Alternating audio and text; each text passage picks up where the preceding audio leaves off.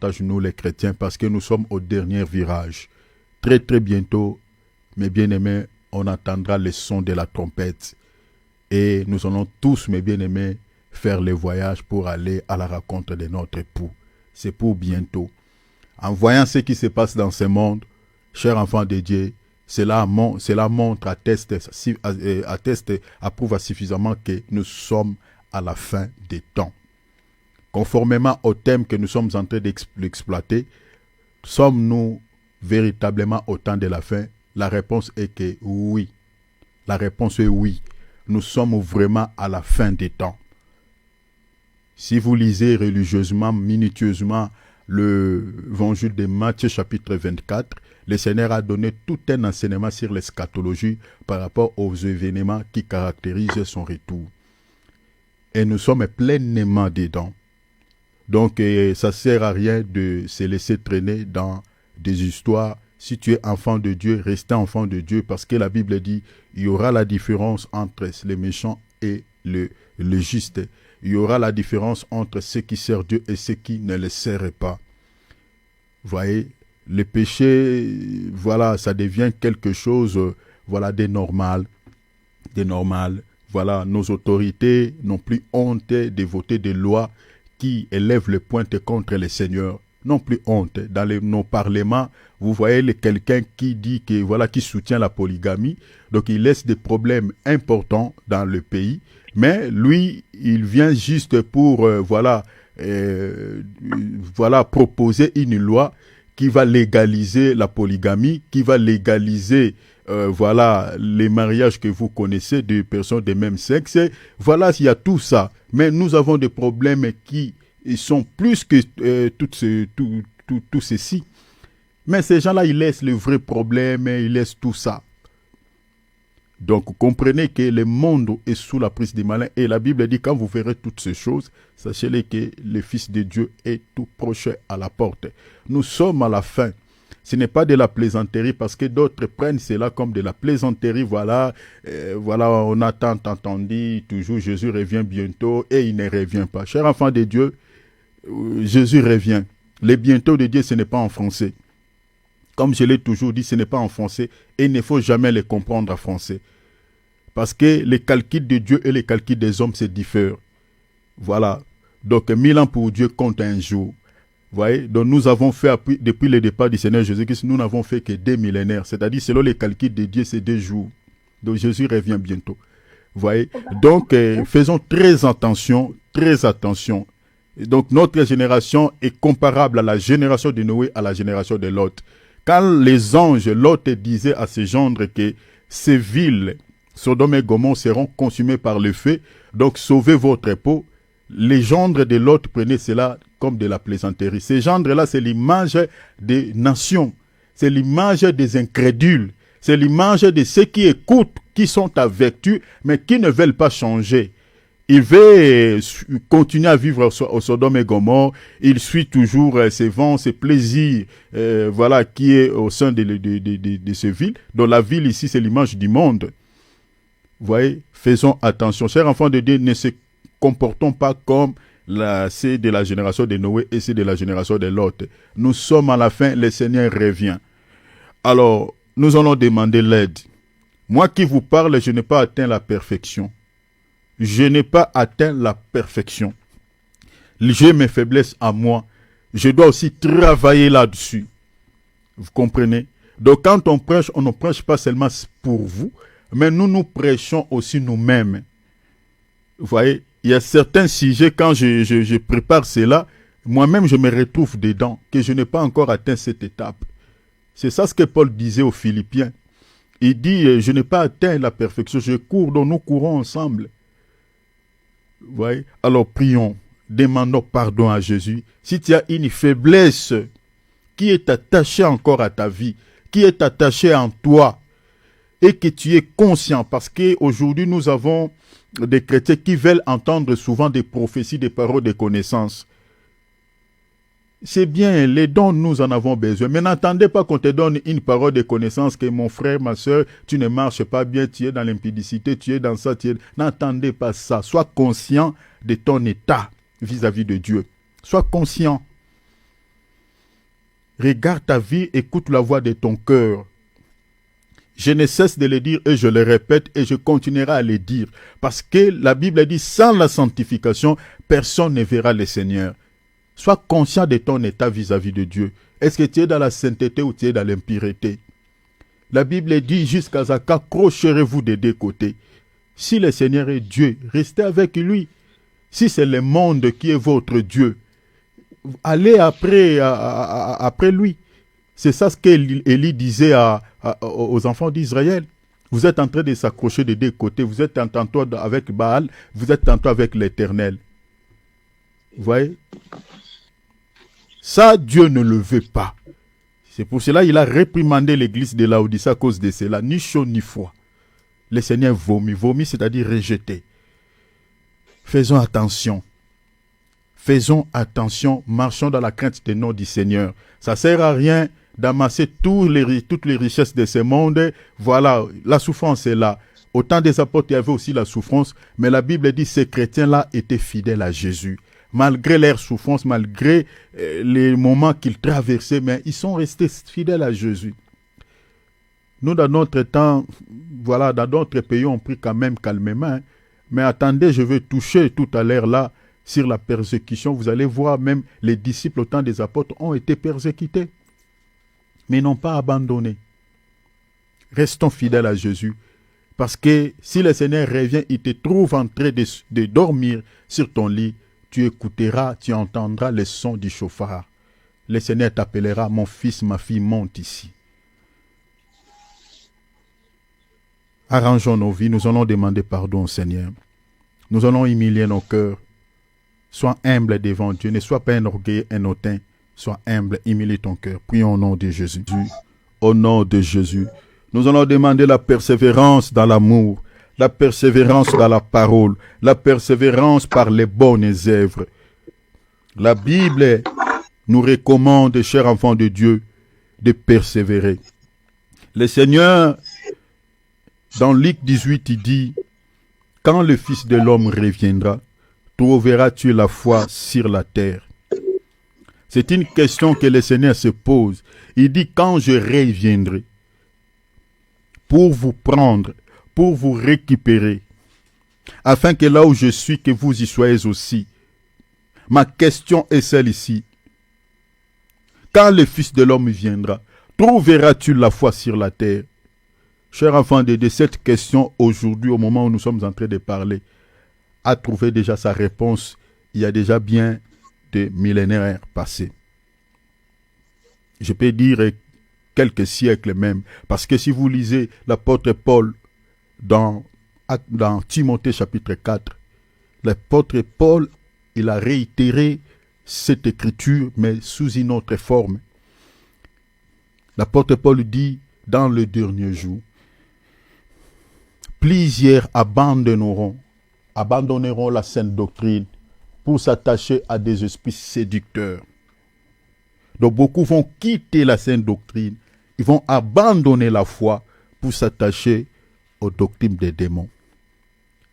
Au moment où nous sommes en train de parler, il y a beaucoup qui ont quitté les droits chemins, qui se sont attachés aux doctrines des démons. La doctrine des démons, c'est quoi? C'est lorsque ce que vous êtes en train de prêcher aux enfants de Dieu ne se justifie pas aux Saintes Écritures. C'est ça ce qu'on appelle la doctrine des démons. Lorsque vous êtes en train d'enseigner les enfants de Dieu ou de prêcher le peuple de Dieu, mais ce que vous êtes en train de dire, c'est vos pensées, c'est vos raisonnements. C'est ça la doctrine des démons. Parce que l'Écriture dit, vos pensées ne sont pas les pensées de Dieu. Nous prêchons le peuple de Dieu, non les pensées des hommes, mais la pensée de Dieu. La doctrine des démons, lorsque vous prêchez Dieu et que derrière ce que vous êtes en train de dire ou derrière le miracle que vous êtes en train d'accomplir, entre guillemets au nom de Jésus, vous avez des gris-gris. Aujourd'hui, il y a bien des serviteurs qui étaient des serviteurs authentiques de Dieu, qui ont touché à la magie, qui ont touché à la cabale juive. Il y a beaucoup qui sont dedans. Personnellement, déjà, je connais quelques-uns. Beaucoup ont quitté la vraie foi pour s'attacher aux doctrines des démons. Le Seigneur dit, quand le Fils de l'homme reviendra, trouvera-t-il la foi sur la terre? beaucoup ont perdu la foi. Beaucoup ne demeurent plus dans la foi. La vraie foi, c'est la sainte doctrine. La vraie foi, c'est la bonne parole. Il y a beaucoup de chrétiens qui ont abandonné la vie de prière, qui ont abandonné la vie de lecture de la Bible, qui ont abandonné cette vie d'intimité avec Dieu. Beaucoup de chrétiens vivent dans le péché sans remords, sans les inquiétudes. Il n'y a rien qui ne les reproche. Beaucoup sont devenus des religieux. Ils peuvent insulter facilement. Ils peuvent faire des choses même pures que le païen. Ça, ce sont des chrétiens qui ont carrément abandonné la foi.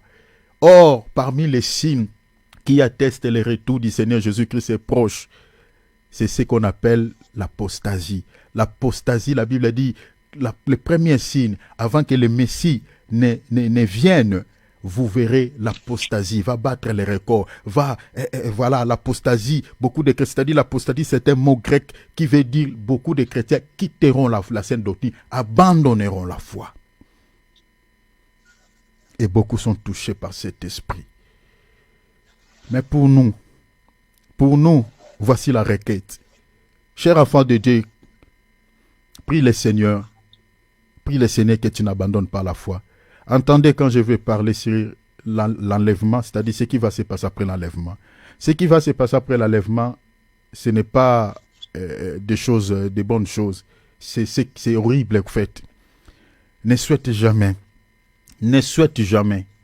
que tu rates ce jour. Prie le Seigneur de tout ton cœur, qui te donne un cœur qu'il aime.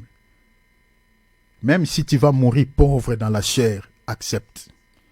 Mais dis Seigneur, prive-moi toutes choses, mais ne me prive pas le salut. Ne me prive pas l'enlèvement. Si tu vas me laisser même dans l'état de la maladie, si tu vas me laisser même dans l'état de la pauvreté, si tu vas me laisser Seigneur à l'état auquel je suis, et que toutes mes requêtes que je t'ai adressées au sujet de ma vie quant à la chair, même si tu refuses de l'exaucer, mais Seigneur, ne me prive pas le salut, ne me prive pas l'enlèvement. Demande cela à Dieu et qu'il te donne un cœur qui est attaché à lui. Parce que ce qui va se passer après l'enlèvement, c'est du jamais vu, qui n'a jamais eu lieu et qui n'aura jamais eu lieu.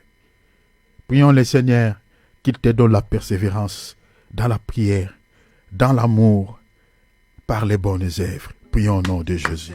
Mabroma dasaka. Linde, j'ai besoin de ton aide.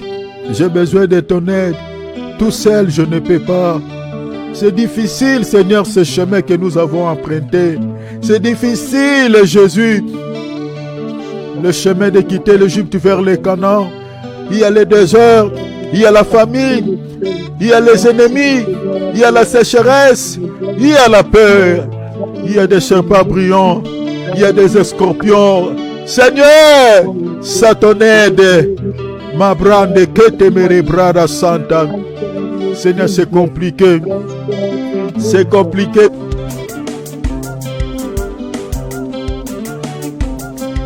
Simbanga iloboko totambola na yo elongo e.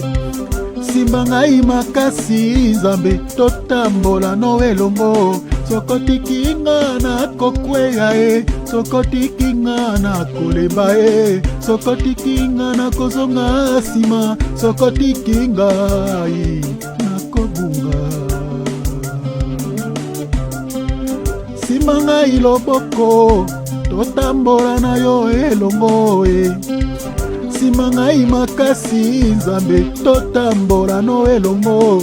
Sokotikinga na kokweya e, sokotikinga na koleba e, sokotikinga na kozonga nsima, sokotikinga na kokufa e. Simbanga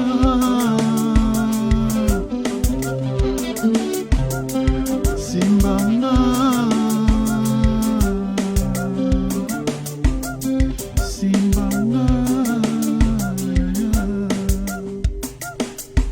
Dieu, que le nom du Seigneur Jésus soit béni. Prenons la Bible, prenons nos calepins.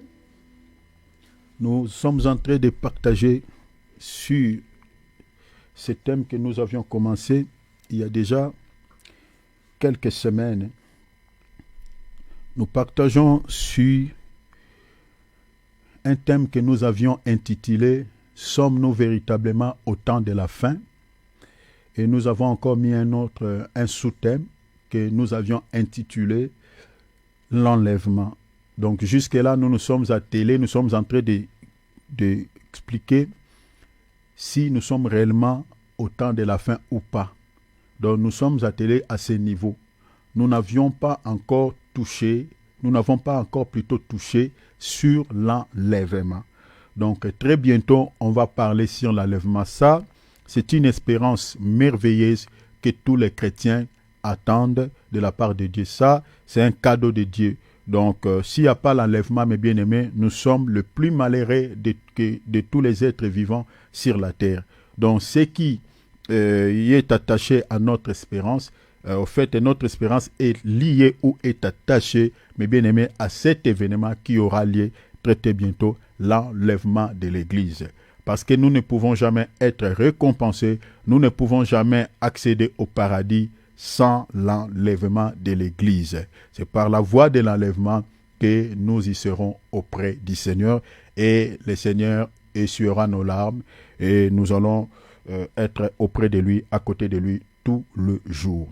Alors, je ferai une petite récapitulation, un petit rappel par rapport aux grandes lunes pour que nous comprenions là où nous nous sommes attelés. Et nous allons toucher directement à notre sujet ou à cette grande ligne pour continuer notre thème que nous sommes en train de partager. Alors, un petit rappel, donc je le fais pour que nous comprenions, mes bien-aimés, ce que nous sommes en train de partager. Voilà, donc j'avais énuméré plusieurs points principaux que nous allons partager tout au long de cet enseignement. Alors, le premier point que j'ai énuméré, c'était que signifie l'expression temps de la fin. Ça, c'était le premier point qu'on avait vu ici. J'avais expliqué cette expression dans plusieurs formes parce que l'expression temps de la fin a plusieurs sens. Je crois que j'avais longuement parlé là-dessus. J'avais donné des textes à l'appui qui expliquent l'expression temps de la fin. Donc, quand on voit, comme Joël dit, à ce temps-là, à ces jours-là, et voilà. Donc, toutes ces expressions, les derniers jours, expliquent tout simplement les temps de la fin. Alors, on avait, deuxième point, c'était les temps de la fin des temps et les commencements des temps, ou le temps de la fin et le temps du début. C'est ça ce qu'on avait vu ici. J'avais expliqué que chaque temps de la fin a un commencement. Vous voyez, donc chaque temps de la fin a un début. Donc, j'avais expliqué cela parce qu'on entend souvent parler sur les temps de la fin, mais peu de serviteurs de Dieu expliquent les temps du début de chaque fin de la fin. Parce que nous avions plusieurs temps de la fin dans la Bible, vous voyez, et chaque fin a un début. J'avais évoqué pas mal des Écritures. Ici, j'avais expliqué plus en détail par rapport à ces deuxièmes points. Alors, le troisième point que nous avions abordé ici, c'était sur le Messie souffrant et le Messie régnant. Et jusque-là, nous sommes en train de toucher aussi, ça et là, on parle toujours sur le Messie souffrant parce que le Messie régnant, on continuera d'en parler jusqu'à la fin de notre thème. On continuera toujours à partager sur le Messie régnant. Et on touchera de temps en temps sur le Messie souffrant.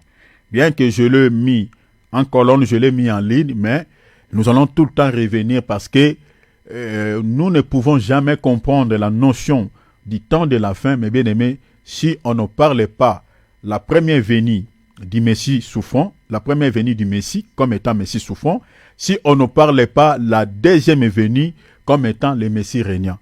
Parce que c'est par rapport à ces deux venues du Messie que nous allons comprendre si nous sommes réellement à la fin des temps ou pas. La première venue de Jésus, mes bien-aimés, et la deuxième venue de Jésus, mes bien-aimés, c'est ça ce qui va nous révéler si nous sommes à la fin ou pas. Il faut que nous comprenions cela. Donc, le deuxième point, je serait obligé de pouvoir toucher de temps en temps pour que nous comprenions ce que nous sommes en train de partager au sujet de notre thème et sous-thème. Quatrième point, que j'ai déjà aussi parlé de cela, les répercussions engendrées par le refus du Messie. Donc je crois qu'aujourd'hui j'aurais du mal à faire une récapitulation par rapport à cela, parce que j'avais longuement parlé par rapport à cela. C'est-à-dire les répercussions engendrées par le refus du Messie. On avait vu tous ici que l'Israël, le fait qu'il avait rejeté le Messie, le fait qu'il n'avait pas voulu mettre en application les lois de Dieu, les commandements de Dieu, ce que le Seigneur avait dit au sujet du Messie souffrant, et l'Israël, comme il avait refusé d'appliquer les paroles du Seigneur, et c'est ça ce qui avait causé cette répercussion, et l'Israël a été éparpillé, dispersé à travers le monde, conformément à ce que Moïse avait prédit. Selon Deutéronome chapitre 18, selon Lévitique chapitre 26, selon Deutéronome chapitre 28. Donc Moïse avait dit, le Seigneur suscitera au milieu de tes frères un prophète comme moi. Moïse a signifié, souligné, dit, vous l'écouterez. Il dit, vous l'écouterez. Et quand le Seigneur est venu à la transfiguration, le Seigneur a répété la même phrase que Moïse avait dit.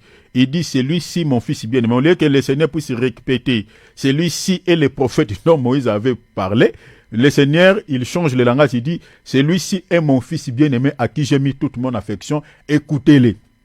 Donc si l'Israël avait le discernement, ça je parle dans le sens pragmatique, dans le sens doctrinal, en fait le Seigneur a caché quelque chose là-dedans, parce que dans la révélation, comme j'avais dit, nous avons deux volontés de Dieu, il y a la volonté permissive et la volonté parfaite. Dans la volonté permissive, Dieu ne voulait pas sauver ses peuples, il avait caché certaines choses. Vous voyez, le Messie était comme un mystère au sein de la nation d'Israël. Parce que le Seigneur a répété Deutéronome 18, mais sous une autre forme et dans un autre langage. Moïse dit, il suscitera au milieu de vous un prophète comme moi, vous l'écouterez. Mais dans la transfiguration, au lieu que le Seigneur répète ce que Moïse avait dit tel qu'il est écrit, le Seigneur change le langage. Au lieu de dire un prophète, le Seigneur dit, mon fils bien-aimé. Écoutez-les. Donc si l'Israël avait le discernement, il dit, mais Moïse nous avait parlé d'un prophète. Et il nous avait recommandé de l'écouter, de pouvoir écouter ce prophète. Mais ici, le Seigneur répète la même chose que Moïse, sauf que Moïse avait parlé d'un prophète et lui il parle de son fils bien-aimé. Mais il nous recommande de pouvoir l'écouter. Donc s'il avait le discernement, ce peuple pouvait comprendre directement cela, mais malheureusement, il n'avait pas compris.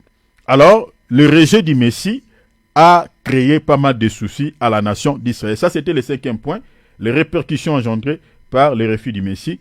J'ai déjà partagé sur ce point. Cinquième point, là je ferai, je ne sais pas si, ça je toucherai, je parlerai, je crois que nous sommes attelés sur ce point. L'opportunité majeure pour les peuples non juifs. Vous voyez, l'opportunité majeure pour les peuples non juifs. Chers enfants de Dieu, nous sommes dans la prophétie. En tout cas, j'ai besoin de votre attention. Parce que dans la prophétie, si vous êtes dans la distraction, vous n'allez rien saisir. Je le dis souvent ici, vous n'allez rien comprendre. Donc, ça demande vraiment beaucoup d'attention parce que on touche plusieurs écritures pour que nous comprenions si nous sommes réellement au temps de la fin. Alors, cinquième point, j'ai dit l'opportunité majeure pour le peuple non juif. Sixième point, c'était la période prolongée durant laquelle il n'y a pas d'État, comme Osée avait prophétisé. Je crois que je ferai une récapitulation. J'ai inversé ces points, mais je crois que vous allez comprendre, comme je vous avais dit. Donc, je rassemble le tout et puis je vais l'expliquer. Je crois que vous allez comprendre par la grâce de Dieu. Parce que j'explique les troisième point, quatrième point, cinquième point, sixième point et je les mélange. Donc, souffrez un peu, je les mélange. Parce que si je vous explique chaque point en détail, ça va vous compliquer trop. Je les mélange pour que nous puissions aller vite. Donc, aujourd'hui, je vais faire une chute libre pour vous expliquer un tout petit peu la période prolongée durant laquelle il n'y a pas d'État. J'avais parlé, mais je reviendrai rapidement pour vous expliquer. Ainsi, je vais toucher l'opportunité majeure pour le peuple non juif. J'avais déjà parlé, mais je reviendrai là pour que vous compreniez là où nous nous sommes attelés, parce qu'il y a bien des jours, on n'a pas partagé la parole, sinon vous n'allez pas comprendre ce que nous sommes en train de dire. Alors, le 7e point, c'est, on va partager sur les rétablissements, hein, vous voyez, les rétablissements des Juifs dans leur terre et l'arrivée du Messie. Donc, c'est un point que j'ai déjà parlé, mais je reviendrai et puis je vous expliquerai sur l'arrivée du Messie. L'arrivée du Messie ici, je parlerai sur l'arrivée du Messie étant que Messie régnant. Pas l'arrivée du Messie le jour de l'enlèvement. Parce qu'il faut comprendre que le Messie, si je peux m'exprimer ainsi, va revenir 3 fois. La première venue du Messie était venue comme étant Messie souffrant. Il était né d'une femme. Ça, c'était sa première venue. La deuxième venue, le Seigneur ne viendra pas pour mettre ses pieds sur la terre. Il ne viendra pas,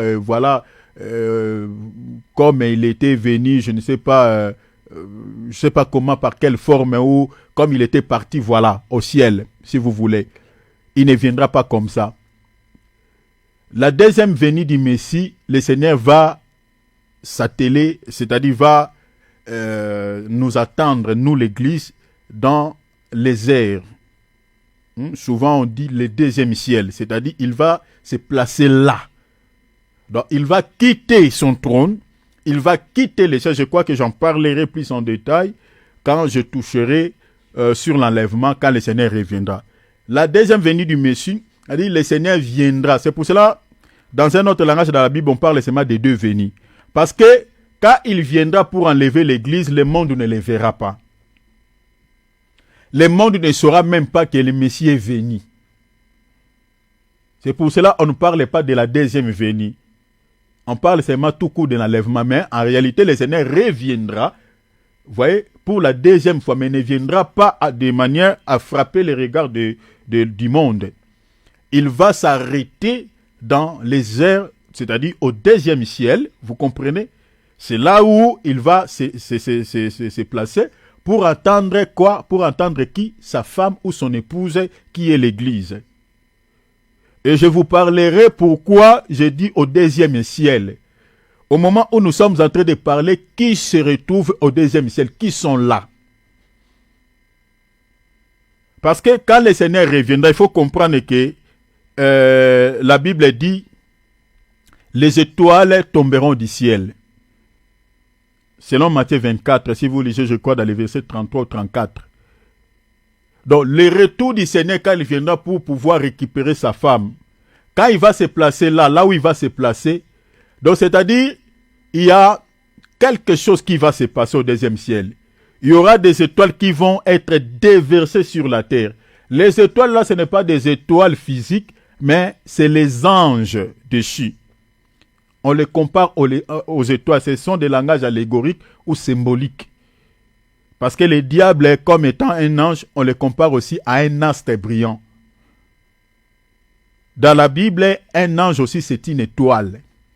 Alors, quand la Bible dit les étoiles tomberont du ciel, c'est-à-dire, avant que le Seigneur ne se positionne au deuxième ciel, tous les anges déchus qui occupent je peux dire cet endroit, vous voyez, ce deuxième ciel, vont être inversés sur la terre. Vous comprenez? Vont être inversés sur la terre. Parce que il faut, la Bible dit, portes éternelles, élevons vos linteaux, que le roi de gloire fasse son entrée. C'est-à-dire, le roi de gloire, quand il viendra là, il faut qu'on débarrasse tout. C'est-à-dire, au deuxième ciel, on va débarrasser tous les esprits. Remarquez déjà, même dans Éphésiens, pour que vous compreniez, au deuxième ciel, il y a des esprits qui sont là-bas. Je peux vous donner des écritures. Les esprits qui ont retenu l'ange Gabriel, c'est dans le livre de Daniel chapitre 9. Vous comprenez? Ces esprits-là habitaient où? C'est au deuxième ciel. Donc quand cet ange-là quitte le trône de Dieu, parce que le Seigneur, il faut comprendre que le Seigneur est au 3e ciel. Parce que dans la Bible, nous n'avons que 3 cieux. Il y a 1er ciel, 2e ciel et puis 3e ciel. Maintenant, les anges déchus sont au 2e ciel. C'est là où le Seigneur attendra l'Église. Maintenant, il faut qu'on débarrasse tous les esprits qui sont à ce niveau. C'est là où l'ange Gabriel a été arrêté par les esprits des Perses ou le roi des Perses. Vous voyez, dans les démons qui des contrées du royaume des Perses qui étaient au 2e ciel, qui avaient retenu ces anges-là. Et l'apôtre Paul, même dans Éphésiens 6, il dit quoi? Nous n'avons pas à lutter contre la chair et le sang, mais contre les esprits, mais ça qui sont où? Dans les lieux célestes. Donc ils sont à ce niveau-là. Je pense que vous m'avez compris. Alors le Seigneur viendra là. Et quand il viendra, les esprits là ne resteront pas là. Ils seront maintenant déversés, renversés sur la terre. C'est pour cela, quand l'enlèvement de l'église aura lieu, ce qui va se passer sur la terre, c'est horrible. Hein? Remarquez déjà, tous les esprits qui étaient là, qui occupaient des places là-bas, vont être renversés ici. Ça sera terrible. Même le diable lui-même, il est au 2e ciel. Selon l'écriture d'Ésaïe, je crois, chapitre 12, verset 9, si vous voulez, je vous donnerai. Quand on l'avait précipité sur la terre, il dit, je monterai au ciel, je placerai mon trône dans les cieux. Et l'apôtre Paul dit, il y a des esprits qui sont dans les lieux célestes. Les rois, c'est le diable, lui-même, son trône est là, au 2e ciel. Vous voyez? Même dans Job, chapitre 1, le diable avait la possibilité de visiter même au fait, le 3e ciel, d'aller auprès du Seigneur. Vous comprenez? Donc c'est un peu ça. Je crois que si le Seigneur permet, un jour on parlera de ces choses, les esprits qui sont dans les lieux célestes, les esprits qui sont... je peux vous fournir plusieurs écritures. Même la Bible dit, il lui a été donné le nom qui est élevé au-dessus de tous les noms, afin qu'au nom de Jésus, que tout genou fléchisse. La Bible dit quoi? Dans les cieux. Ouais, dans les cieux, là, on parle aussi aux esprits qui sont dans les lieux célestes. Voilà, donc c'est un peu ça. Alors, on parlera sur les rétablissements des Juifs. C'est-à-dire, je parlais le rétablissement des Juifs, c'est-à-dire d'Israël, dans leur terre, et puis l'arrivée du Messie. L'arrivée ici, ce n'est pas le jour de l'enlèvement, mais je parle de l'arrivée du Messie comme étant Messie régnant. Là, tout œil le verra, comme dit la Bible, dans Zacharie 14, et puis dans Apocalypse chapitre 1, verset 8. Donc, tout œil le verra. Là, le Seigneur sera vu aussi au vu de tout le monde. Mais le jour de l'enlèvement, c'est seulement l'épouse qui verra le Messie. Alors, 8e point, on parlera sur la restauration de l'Empire romain. L'Empire romain, on va expliquer 2 choses. On touchera sur la Première Guerre mondiale et puis sur la Deuxième Guerre mondiale. Pourquoi je vais aller là-bas? Je vais aller là-bas parler de la restauration de l'Empire romain, la Première Guerre et la Deuxième Guerre mondiale pour parler de la bête. Parce que nous ne pouvons jamais parler de l'Empire romain ou de la bête si on ne touche pas à ces choses. Vous voyez, donc tous les événements qui se passent dans ce monde, mes bien-aimés, marchent de pair avec les prophéties bibliques. Vous comprenez? Parce que la deuxième bête, la réapparition de la bête, selon les Écritures, la Bible nous parle, je dirais selon l'histoire plutôt que selon les Écritures, c'est-à-dire c'était lors de la Deuxième Guerre mondiale, c'est-à-dire après la Deuxième Guerre mondiale, et la bête, c'est-à-dire la réapparition de la deuxième bête, cette prophétie était bel et bien accomplie à ce temps-là. Parce qu'il faut comprendre que l'Union européenne est considérée comme étant la bête, selon les prophéties bibliques, et puis selon quelques signes que la Bible nous donne par rapport à cet état. Parce qu'autour de la table, comme j'avais dit, pour former l'Union européenne, il y avait au moins 6 nations. Or, vous comprenez déjà le nombre de la bête, c'est le chiffre 6. Et non seulement 6 nations, l'Union européenne a été fondée autour de la table, comme j'ai dit, 6 nations. Et puis, a eu comme sous-bassement, au fait, les traités ou la traité de Rome. Vous comprenez? Ce n'est pas par hasard. Pourquoi ce qui était, cet traité était traité de Rome n'était pas traité de la France, mais c'était la traité de Rome. Et c'était à Rome.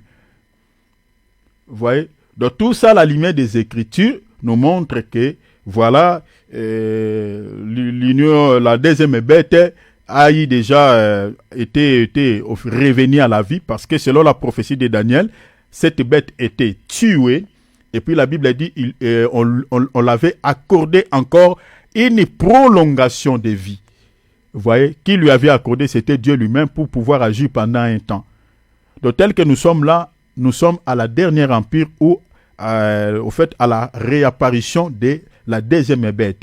On parlera de la bête comme étant, je peux dire comme étant une entité ou un individu. Mais on parlera de la bête aussi comme étant les systèmes qui gouvernent ce monde. Quand je toucherai à ce point, je vous expliquerai cela. Parce que dans la Bible, la bête peut représenter les systèmes, vous voyez, qui dirigent ce monde. Et puis on parlera de la bête comme étant aussi un individu que le diable va posséder, qui va imposer beaucoup de soucis dans ce monde.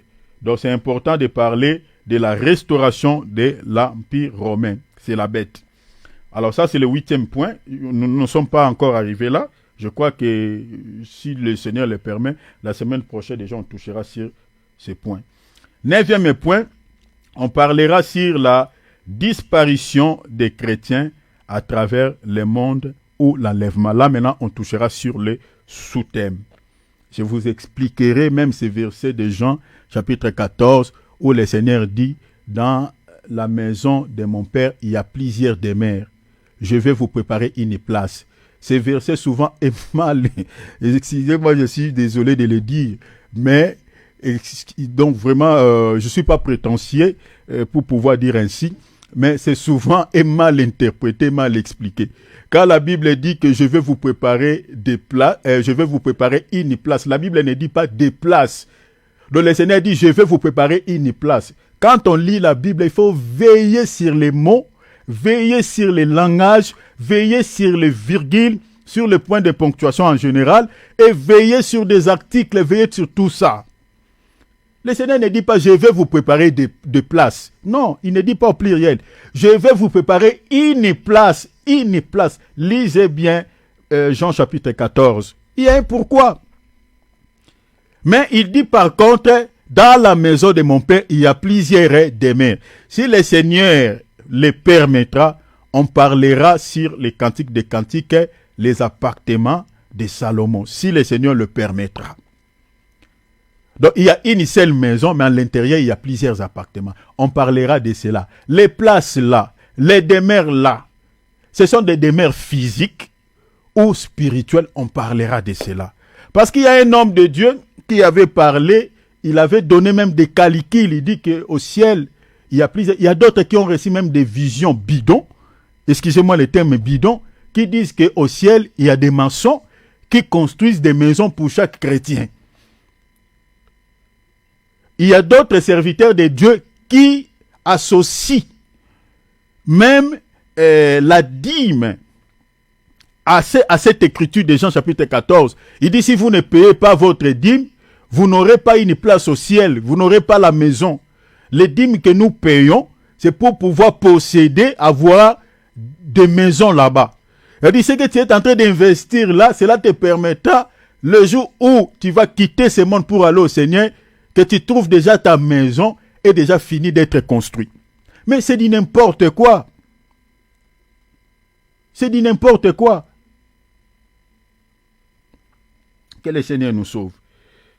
On parlera quand on touchera sur l'enlèvement, on va vous expliquer les maisons là, les demeures là. Quelles sont ces demeures? Sera physique ou spirituel? Ça sera le 9e point. 10e point, on parlera sur le peuple d'Israël dans le pays jusqu'au temps de la fin. L'Israël restera en place, je donnerai l'écriture comme la Bible dit, jusqu'à la fin du monde. Il sera toujours là. Je vous expliquerai pourquoi. Et puis, 11e point, on partagera sur les 10 vierges folles et les 144 000 des 12 tribus d'Israël qui seront tués par la bête, qui seront persécutés. Je vous expliquerai qui sont-ils les 144 000 et puis qui sont-ils les vierges folles qui seront tuées par la bête. 12e point et dernier point, ça on parlera maintenant sur la marque de la bête. On vous expliquera la marque de la bête, le nom de la bête et puis le nombre de son nom. Vous voyez, 3 choses. Parce que souvent, il y a pas mal de confusion, comme j'avais dit, avec la marque de la bête. Quand les gens voient 666, comme il est écrit à 666, c'est la marque de la bête. Les gens attribuent la marque de la bête même aux puces. Vous voyez, on dit que la puce, c'est ça la marque de la bête. La puce qu'on est en train de mettre les gens sur les bras. Il y a d'autres, voilà, qui attribuent cela aux lettres, voilà, www. On dit que voilà, c'est ça la marque de la bête. Il y a d'autres qui disent que 555 c'est la marque de la bête. En fait, la marque de la bête, c'est quoi? On va vous expliquer ces choses. Et puis, on vous expliquera aussi les temps. Chers enfants de Dieu, la prophétie, pour que vous compreniez bien ce qu'on appelle la prophétie, il faut les placer dans les temps et dans l'espace. Si vous n'avez pas la notion du temps et de l'espace d'une prophétie, vous allez mal prêcher la prophétie ou mal comprendre la prophétie. On vous parlera du temps et de l'espace par lesquels le marque ou la marque de la bête sera donnée. Déjà, à titre d'information, ce n'est pas à ce temps ici. Si tu vois un vêtement qui a 600, achète et n'aie pas peur. Tu pries seulement pour ça et puis tu achètes. Tu ne pries pas seulement pour le vêtement qui a le nombre 666, mais tu peux prier pour tous les vêtements que tu achètes. Parce que des fois, on ignore d'où proviennent tout ce que nous utilisons dans ce monde. Tout ce que nous utilisons dans ce monde, quel que soit le vêtement, les objets, donc tout ce qui est objet et la nourriture, tout ne proviennent pas de ce monde. Il y a des choses qui proviennent des mondes des ténèbres. Il faut comprendre cela. C'est pour cela la Bible dit, tout ce que vous faites en parole ou en acte, il faut faire tout au nom de Jésus. Il faut avoir l'habitude de prier pour tout ce que tu utilises, que ce soit l'objet, que ce soit ton repas. Souvent, devant la nourriture, les gens n'ont pas la patience de prier. Souvent, je ne sais pas pourquoi. Devant la nourriture, les gens, souvent, les cœurs chauffent. Donc, quand il met déjà sur la table, là, il a directement envie de manger. Non, il faut prier. Il faut prier. Le monde auquel nous vivons, mes bien-aimés, tout est gâté. Tout est pollué. D'où proviennent les cancers? Ça provient d'où? D'où proviennent beaucoup de maladies que nous avons aujourd'hui, dans notre temps, qui n'a pas de médicaments pour les soigner? Ça provient juste dans des choses que nous utilisons. L'eau même que nous buvons là, c'est gâté. Donc, priez pour toutes choses. Priez, la Bible dit, le juste juge le tout. Et le Seigneur dit dans 1 Timothée, tout est sanctifié par la parole de Dieu et par la prière. Il faut avoir l'habitude de rendre grâce pour les repas, pour tout ce que tu utilises. Si Jésus lui-même étant que Dieu, avant de manger, pouvait d'abord remercier Dieu et puis rendre grâce. Et pourquoi pas nous? Hein? Lisez la Bible, Jésus rendait grâce pour chaque repas. Il faut prier pour la nourriture, prier pour toutes choses. Et la prière va neutraliser les influences de l'ennemi. Si cette nourriture-là provient des mondes des ténèbres, ou cet objet-là provient des mondes des ténèbres, quand toi tu vas prier Dieu pour ça, les influences des mondes des ténèbres n'auront pas des effets sur ta vie. Voilà, c'est très très important. Alors je dis que si vous voyez un objet qui porte le nombre ça, achète et n'ayez pas peur. Parce que la marque de la bête, ce n'est pas à ce temps ici que cela sera donné. Ce n'est pas à ce temps ici. L'épice là que vous voyez, c'est juste pour semer la peur, parce que le diable aime semer la peur dans le cœur des enfants de Dieu. Alors voilà. Je crois que quand je toucherai sur ce dernier point, vous comprendrez ce que c'est la marque de la bête. Alors j'étais en train de dire que nous sommes attelés sur l'opportunité majeure, vous voyez, pour les peuples non juifs. Mais à titre de rappel, avant que je touche à ces points, parce que j'avais déjà touché, mais je vais faire une récapitulation par rapport à la période prolongée durant laquelle il n'y a pas eu d'État. Car les Juifs étaient dispersés dans ce monde, l'État d'Israël était resté vide, conformément à la parole de Dieu. Par rapport à ce point, nous avions dit tantôt que l'Israël, selon les prophéties, devait être éparpillé à travers le monde. Pourquoi?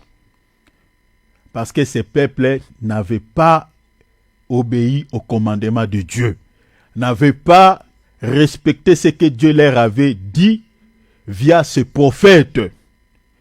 Le Seigneur avait dit que je susciterai au milieu de vous un prophète. Vous l'écouterez. Et les prophètes dont le Seigneur parlait, à la lumière des Écritures, selon les textes que je vous avais fournis, j'aurais du mal à vous donner tous ces textes, ces passages que je vous avais fournis, ces prophètes-là étaient bel et bien le Messie souffrant. L'apôtre Pierre l'a réitéré dans les Sanhédrins devant le docteur de la loi, les principaux sacrificateurs, devant les scribes et devant les peuples. Il dit, vous avez rejeté le Messie. L'apôtre Pierre s'adressait à eux. Vous l'avez rejeté, vous. Il s'adressait au souverain sacrificateur et au peuple d'Israël. Mais maintenant, le fait que ce peuple avait rejeté, parce qu'il faut comprendre que l'Israël n'a pas seulement rejeté le Messie, mais l'Israël a aussi brisé l'alliance qu'il avait conclue avec Dieu. Comment est-ce que l'Israël avait rompu l'alliance qu'il avait conclue avec Yahweh? C'est en introduisant les idoles dans les temples, dans les lieux saints, dans les lieux qui étaient censés pour pouvoir donner gloire exclusivement à Yahweh. Mais l'Israël, dans les temples de Dieu, avait introduit. Il faut comprendre que l'Israël, dès sa sortie de l'Égypte, jusqu'à la venue du Messie souffrant, l'Israël n'a commis que des abominations de péché sur le péché. Il s'est laissé toujours traîner derrière le culte des nations, dans l'idolâtrie. Si vous lisez l'histoire de ce peuple, vous allez voir, il se prosternait souvent devant Baal, devant Astarté. Vous voyez, il était traîné derrière ce Dieu. Le dernier roi qui avait commis des choses encore les plus abominables, c'était Salomon et Manassé. Salomon, qui avait eu plusieurs femmes dans sa vie, dans sa vieillesse, il s'est laissé traîner derrière le Dieu de ces femmes. Et la majorité de ces femmes, c'était des femmes étrangères. Vous voyez? Or, quand les rois se chavirent, quand les rois marchent en encontre des commandements de Dieu, le peuple s'aligne directement. C'est ça ce qui se passe même dans nos nations. Quand nos dirigeants, nos rois, nos présidents, ceux qui sont censés être modèles pour nous, se méconduisent, se laissent traîner ou votent de lois qui n'honorent pas Dieu, qu'est-ce que le peuple va faire? Le peuple ne peut que s'aligner. Voilà pourquoi aujourd'hui nous avons l'augmentation des péchés dans notre temps, l'augmentation du mal. Le mal est légalisé, tolérance zéro. Voilà le peuple, chaque nation, les nations ne respectent pas Dieu. À cause de qui? À cause des dirigeants. À cause de nos dirigeants. Parce que il est dit clairement, ouvertement, il légalise le mal. Ils votent des lois qui n'ont rien à voir avec notre, avec la mère, avec la parole de Dieu. Et qu'est-ce que le peuple fait? Le peuple ne se laisse que traîner. J'avais vu sur la toile le dirigeant, que jetait son nom ici, pour ne pas censurer notre vidéo, le dirigeant d'un pays, d'une grande nation, d'une grande puissance, qui prenait de l'alcool dans les publics, hein, au vu et au su de tout le monde, il les prenait en clairon.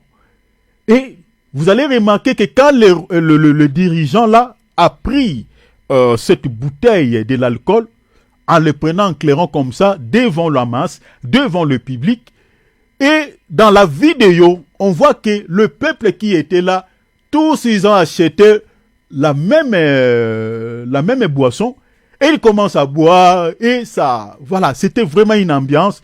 Je dis, regarde comment ces dirigeants sont en train de gaver le peuple.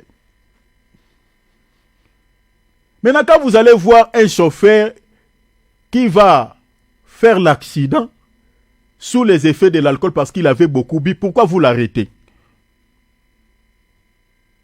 Vous l'arrêtez pourquoi? Parce que si ceux qui sont censés d'être modèles, vous votez de loi, vous dites que voilà, le chauffeur ne peut pas conduire en prenant l'alcool. Mais si les dirigeants, ceux qui sont censés d'être modèles, prennent de l'alcool au vu et au su de tout le monde, et le peuple les suit, maintenant pourquoi vous les arrêtez? Quand il y a moindre souci, vous voyez un chauffeur, voilà, qui est ivre, voilà, il conduit dans la livresse, vous l'arrêtez, vous le faites payer beaucoup des amendes, vous l'arrêtez pourquoi? Vous le faites payer des amendes pourquoi? Commencez d'abord à interpeller les autorités qui les font en public. Et c'était ça le cas de l'Israël. L'Israël, c'était comme ça. Quand les rois se décapotent, quand les rois commencent maintenant à se laisser traîner derrière les idoles, le peuple ne peut que les suivre. Le peuple s'aligne directement. Alors, cela a commencé depuis la nuit des temps à la nation d'Israël. Et l'Israël faisait aussi chaque fois le recours derrière les idoles de ses pères. On appelait ça les téraphim. Il faisait souvent allégeance à ces dieux. Déjà, avec seulement l'idolâtrie, rien qu'avec l'idolâtrie, il y a déjà des commandements de la Torah sont sérieusement transgressés. Rien qu'avec l'idolâtrie, des commandements de la loi sont sérieusement transgressés. Le Seigneur, qu'est-ce qu'il a dit dans Exode 20? Tu n'auras pas d'autre Dieu devant ma face. C'est ça ce qu'il dit. Et il dit quoi? Tu ne vas pas faire des images taillées. En deuxième lieu, il dit, tu ne vas pas se prosterner devant cela. Ces deux commandements, l'Israël n'a pas respecté cela. Et qu'est-ce qu'il dit maintenant dans Deutéronome 28? Si vous ne respectez pas mes commandements et que vous brisez mon alliance, je vais vous frapper par la malédiction et je vais vous disperser à travers le monde. C'est ce qui était arrivé. Et Osée avait prophétisé que l'Israël restera sans État. Hein? Je suis dans Osée, chapitre 3, verset 4 à 5. Hein? Osée, il dit quoi? Car les enfants d'Israël resteront longtemps sans roi. Jusqu'à présent, l'Israël n'a pas de roi. Longtemps sans roi. Sans chef, ils n'ont plus de sacrificateurs qui étaient leurs chefs. Ils n'ont plus de scribes. Sans sacrifice, il n'y a plus de culte. Sans statut, ils n'ont plus de loi. Sans éphod. Le éphod, c'est comme je vous avais dit, c'était un vêtement que les souverains sacrificateurs plaçaient sur son thorax, qui avait 12 pierres précieuses. Ces 12 pierres, chacune de ces pierres portait les noms de chaque tribu d'Israël. Et c'est par ces vêtements, cet éphod, que les sacrificateurs pouvaient aussi consulter Dieu, écouter Dieu, que Dieu puisse lui parler. Même David, dans 1 Samuel, chapitre 23, verset 6, c'est par éphod qu'il avait consulté Dieu et que Dieu lui avait parlé. Et la Bible dit qu'il restera sans éphod. C'est-à-dire l'Israël n'aura plus la possibilité de consulter Dieu, d'écouter Dieu. À cause de quoi? À cause de la désobéissance. Chers enfants de Dieu, comme j'avais dit, chaque fois quand on désobéit à la parole de Dieu, Ce n'est pas pour notre bénédiction, c'est pour notre malheur, c'est pour notre souci. L'Israël a désobéi à Dieu depuis la nuit des temps. Mais quand est-ce que Dieu a déversé ses malédictions à l'Israël? Après combien de millénaires? Remarquez déjà, Moïse avait prophétisé plus de 1606 ans avant Jésus-Christ. 1606 avant Jésus-Christ. La malédiction que Moïse avait prophétisée est accomplie à quel temps? À la 70 après Jésus-Christ. Donc c'est-à-dire, on peut dire que après 1700 ans, ce que Moïse avait prophétisé s'est accompli. Vous voyez cela? Vous voyez? Ça peut prendre du temps. Quand on fait le mal, Dieu est patient. Dieu est patient. C'est comme ce que les gens font dans ce monde. Les gens pensent que voilà, ça va continuer comme ça. Les gens continuent à se laisser traîner. Mais les gens ne savent pas ce que Dieu est en train de préparer. Et après, les gens ne savent pas. Mais bien aimé, il y a de l'intérêt de mener une vie de la crainte de nom du Seigneur. C'est pour votre bien. C'est pour épargner votre âme sous le coup du jugement de Dieu. Vous voyez, c'est très important. Alors l'Israël est resté sans effort, sans toutes ces choses, comme avait prédit le serviteur de Dieu, Osée. Et la Bible dit, il restera comme cela, sans état. Comme je viens de vous dire, donc des idoles là, voilà pour les cultes des ancêtres, toutes ces choses-là. Donc rien qu'à eux, les 2 premiers commandements de la Torah étaient sérieusement transgressés. Et à cause de cela, Dieu avait déversé toutes les malédictions prononcées dans Deutéronome chapitre 28. Sur ce peuple était dispersé. Alors, cette période sur laquelle l'État d'Israël était resté vide, qu'est-ce qui était caché dedans? J'avais tantôt dit que durant cette période, parce qu'il faut comprendre que c'était une longue période que l'État d'Israël était resté vide. Une longue période. Regardez, le peuple a été dispersé au sein de sa nation depuis l'an 70 après Jésus-Christ. Et l'Israël est redevenu encore de nouveau un État. Après combien de temps? Après 2 millénaires presque. C'est-à-dire à 1900, le 14 mai 1948, là Dieu maintenant a ramené ses peuples au pays de ses pères. Donc il y a au moins presque 2 millénaires étaient écoulés. Alors pendant ces longues périodes, qu'est-ce qui était passé? Je dis que c'était l'opportunité majeure pendant cette période pour les peuples non juifs. C'était une opportunité pour ces peuples. C'est-à-dire pendant ces longues périodes, l'évangile était arrivé vers les nations. Parce que dans la volonté parfaite de Dieu, les nations aussi étaient dans les programmes de Dieu pour être sauvées. C'est là que l'écriture, je vous avais donné l'écriture de Ésaïe, chapitre 49, au verset 6e. La Bible dit, Ésaïe 48, bien-aimé David, tu peux lire ça s'il te plaît. Prenez cette écriture s'il te plaît mon frère David. Donc, ouvre ton micro mon frère. Donc, Ésaïe chapitre 49, verset 6e. Tu ne dors pas frère David. Allô mon bien-aimé David. David, ouvre ton micro si tu es là. Ésaïe chapitre 49, je crois que les bien-aimés travaillent dur, peut-être il dort. Il travaille tellement dur. Donc, prenez Ésaïe chapitre 49, on va lire le verset 6e. La Bible dit, oui, il dit, je te donnerai aussi pour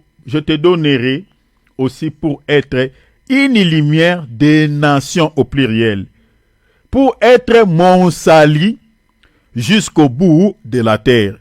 Donc cette prophétie, c'est une prophétie qui concernait exclusivement le Seigneur Jésus-Christ. Donc, la Bible dit, lors de sa venue, comme étant Messie souvent, il sera aussi une lumière pour les nations. Et pour accorder les salis aux nations, donc c'est-à-dire, ce salut va atteindre jusqu'aux extrémités de la terre. La raison pour laquelle, si vous regardez, quand il a fini sa mission, quand il était ressuscité dans Matthieu 28, il dit quoi? Il dit, allez faites de toutes les nations des disciples, les baptisant au nom du Père et du Fils et du Saint-Esprit. Et puis il dit, je suis avec vous jusqu'à la fin du monde.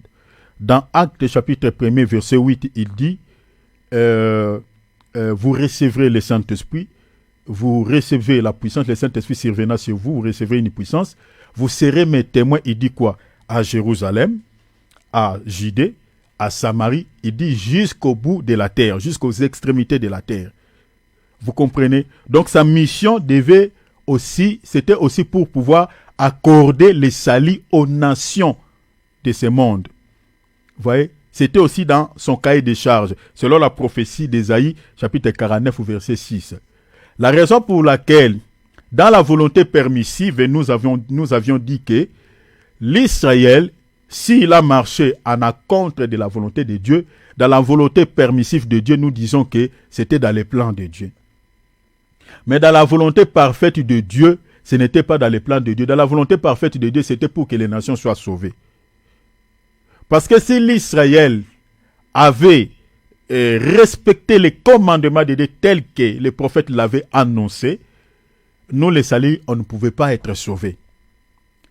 Donc il a fallu que ce peuple puisse désobéir aux commandements de Dieu, rejeter les Messies, en rejetant les Messies, que nous, les nations, que nous puissions entrer dans la grâce. Vous comprenez? Donc, on était dans le programme de Dieu. Alors, sur ce, j'avais soutenu cela dans cette écriture j'avais évoqué l'écriture, l'épître aux Romains, chapitre 11, verset 25 jusqu'au verset 27. Parce que le Seigneur avait dit, cette bonne nouvelle, comme je viens de dire, sera prêchée partout dans le monde entier. Ensuite, il viendra la fin.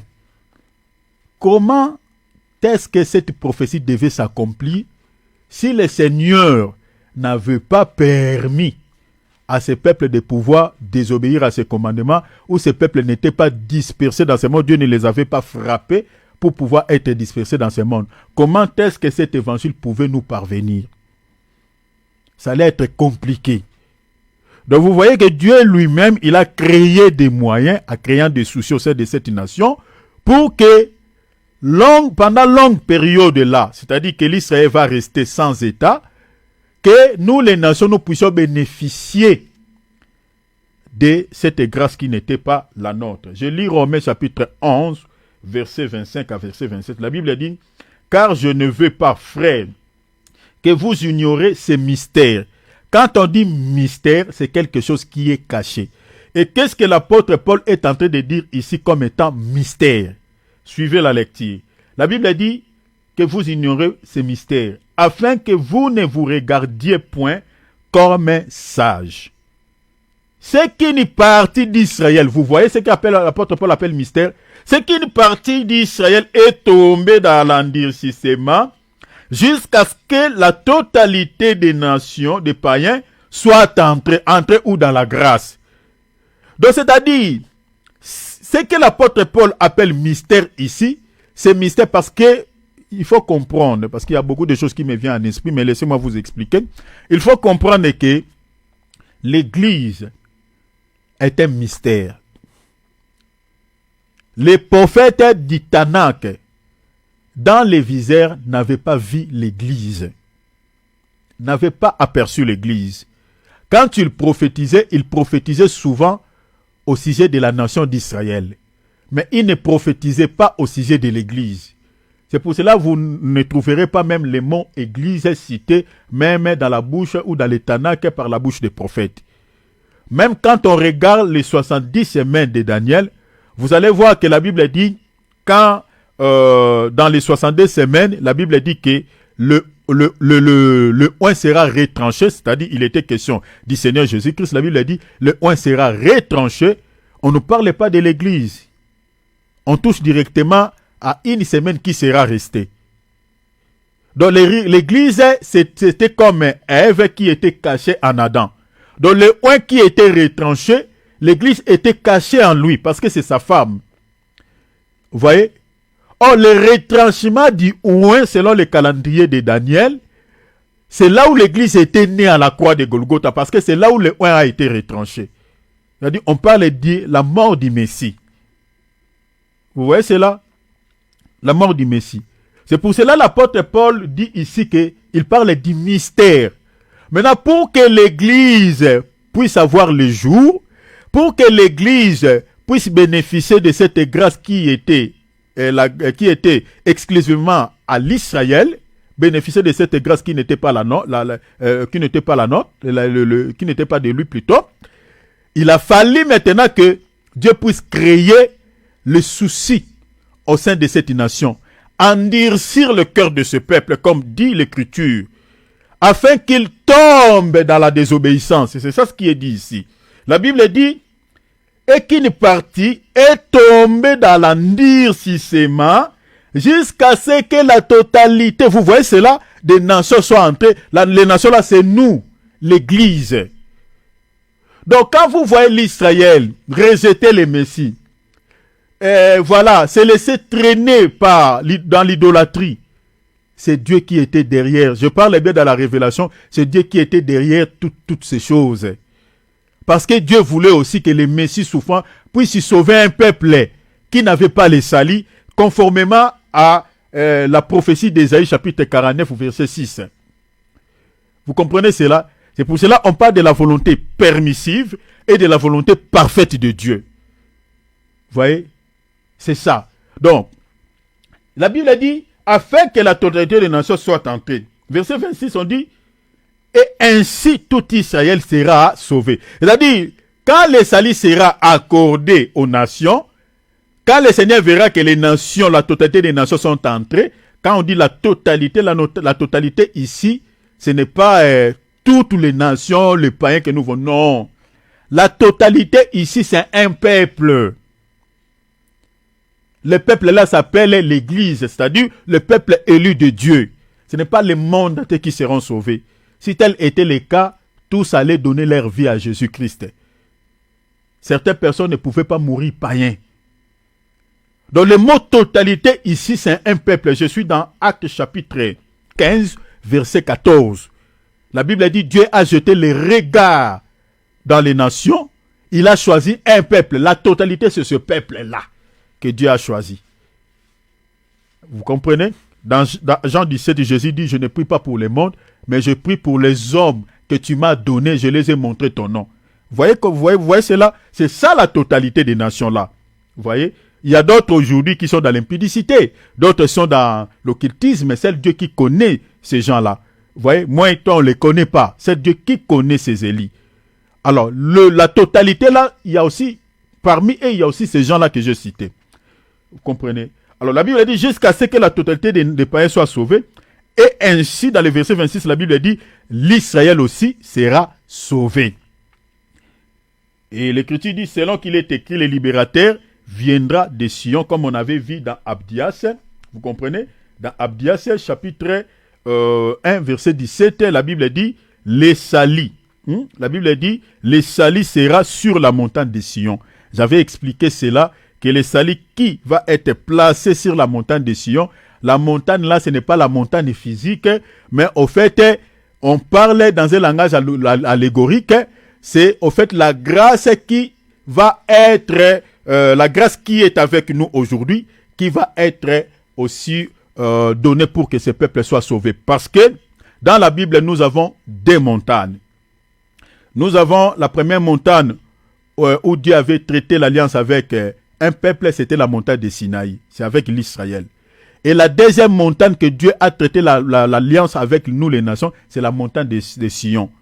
Selon Hébreu, vous pouvez lire Hébreu, chapitre 12, à partir du verset 18, vous descendez jusqu'au verset 24.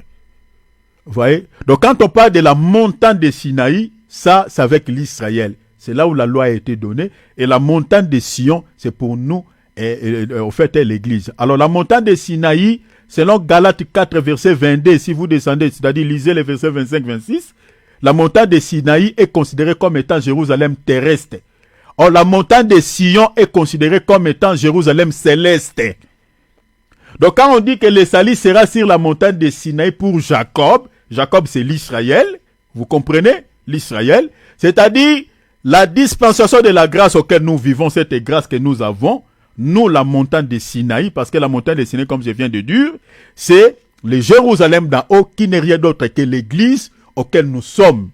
Alors, cette grâce où ce que nous sommes en train de bénéficier dans cette dispensation du mont de Sion sera aussi accordé pour que l'Israël soit sauvé. Vous voyez? Parce que c'est sur le mont de Sion qu'on retrouve le Messie. Lisez Hébreu que je vous ai donné, l'écriture que je vous ai donné dans Hébreu 12 là.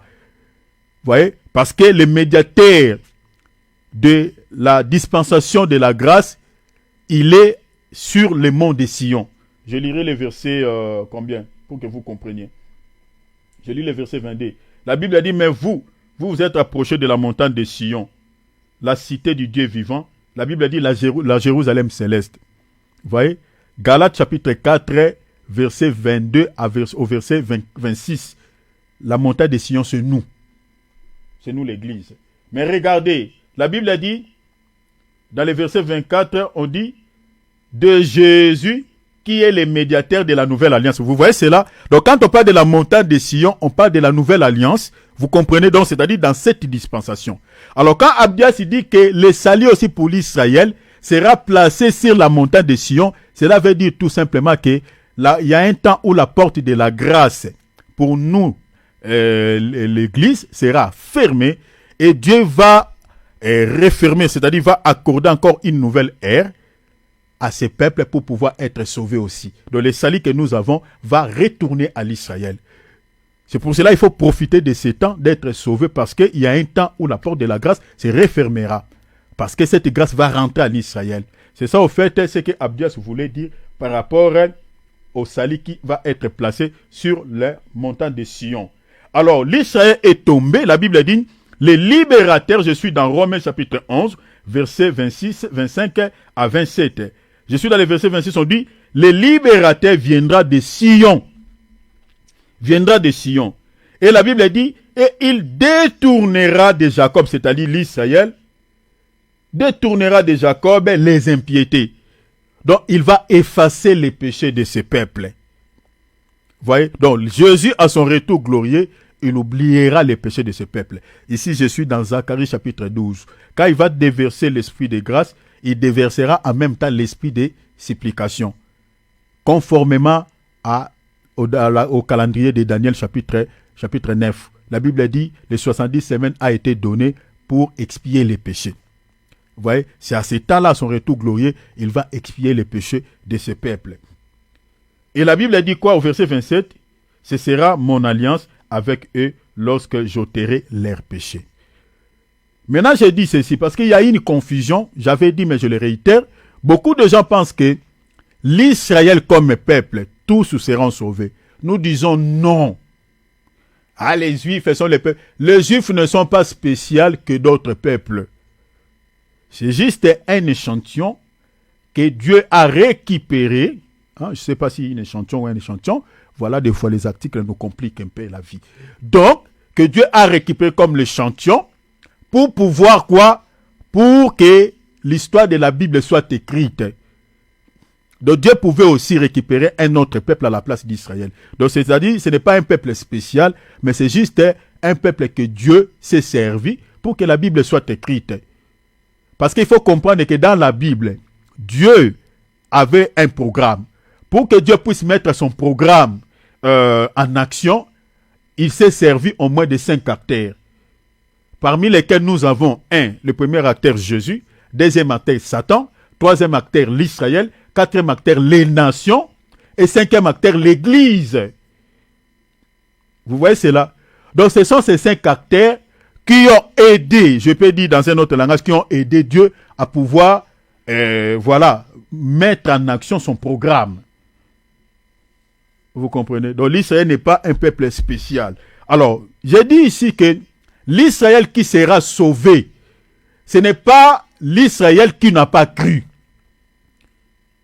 L'Israël qui sera sauvé, c'est l'Israël qui a cru à Jésus, qui s'est converti à Jésus. Conformément à l'écriture d'Ésaïe, chapitre 59 au verset 20.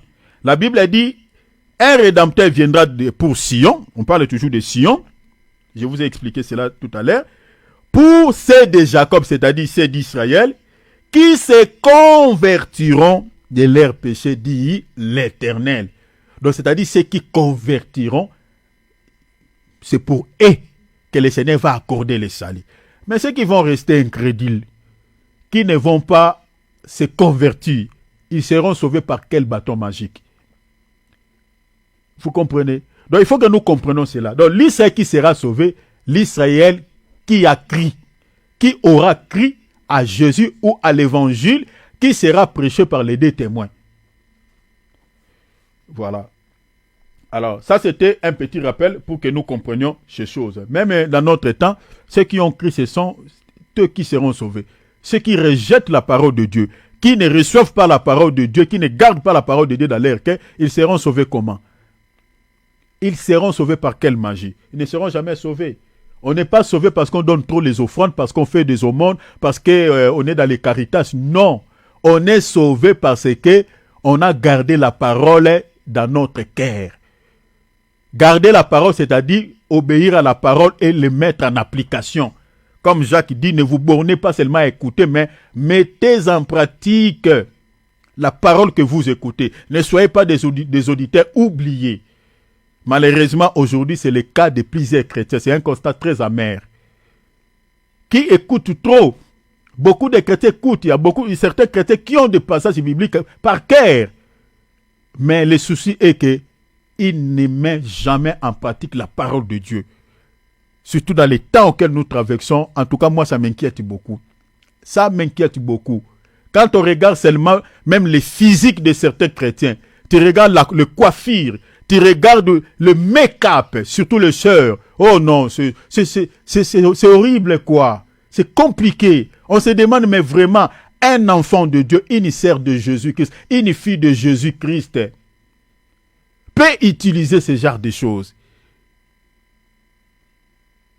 La Bible a dit, ne vous conformez pas au siècle présent, mais soyez renouvelés par le renouvellement de l'intelligence pour discerner ce qui est bien et ce qui est mal. Mais les enfants de Dieu ne discernent plus ce qui est bon, ce qui est mauvais. Ne discernent plus. Ce que le monde nous propose, vous voyez les enfants de Dieu dedans.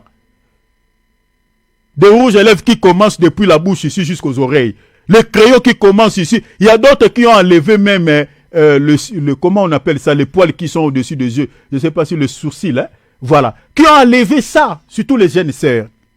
Ils ont tout enlevé. Pour mettre quoi? Pour mettre un crayon.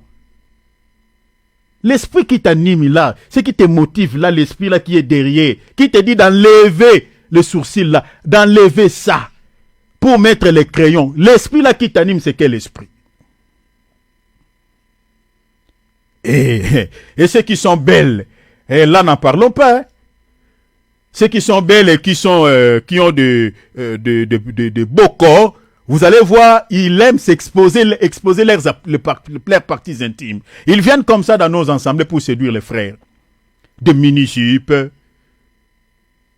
Vous raterez le ciel si vous ne changez pas. Le Seigneur revient.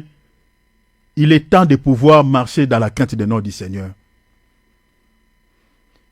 Il est temps de se repentir. Il revient. Ce n'est pas des plaisanteries, ce n'est pas des blabla. Jésus revient. On est en train de partager là. Suivez seulement jusqu'à la fin de ce thème. Vous allez comprendre qu'il n'y a plus le temps pour nous les nations. Très bientôt la grâce va rentrer en Israël. Marchez dans la crainte des noms du Seigneur. Votre tenue, vos tenues vestimentaires doivent être différentes à celles des païens. La Bible a dit, ne vous conformez pas au siècle présent. Voici, vous verrez la différence entre le juste et le méchant. Il faut qu'il y ait la différence entre ceux qui servent Dieu et ceux qui ne le servent pas. Et vous voyez certains frères avec voilà, des coiffures un peu compliquées, des locks, des pantalons fashion. Je dis tout ça. Tout ça. Et il y a certains fois qui justifient cela, qui ont des tatouages dans tous les corps. Un frère qui met des teintures sur le chevet. Et tout ça, ils ont pris ça où? Et quand vous le dites, ils vous demandent, ils disent, quel est le critique qui interdit les tatouages, les tatouages qu'un chrétien ne peut pas mettre les tatouages sur son corps? Donnez-moi les versets. Il y a d'autres qui demandent les versets. Mais moi aussi, je te pose la question. Toi aussi, montre-moi les critiques qui t'a permis de mettre les tatouages sur le corps. Et la question est que d'où tu as pris ça? Tu as pris ça où? Dans le monde. Voilà. Tu as pris ça dans le monde. Alors que la Bible a dit, ne vous conformez pas au monde. Donc, il y a un esprit, beaucoup de gens ne marchent pas dans la crainte du nom du Seigneur. Or, quand on marche en encontre de la parole de Dieu, le salut est loin de nous. Une fille de Dieu, une fille de Jésus-Christ ne peut pas porter les mini-jupes. Tu dois protéger tes parties intimes, c'est pour ton mari. Si tu es marié, c'est pour lui. Si tu es célibataire, c'est pour ton futur mari. Tu ne peux pas mettre ces histoires de make-up là. Tu ne peux pas utiliser ça. Personnellement, moi, en tout cas, moi, je dis, si cela dépendait de moi, les femmes qui mettent des make-up, en tout cas, n'allez pas se marier.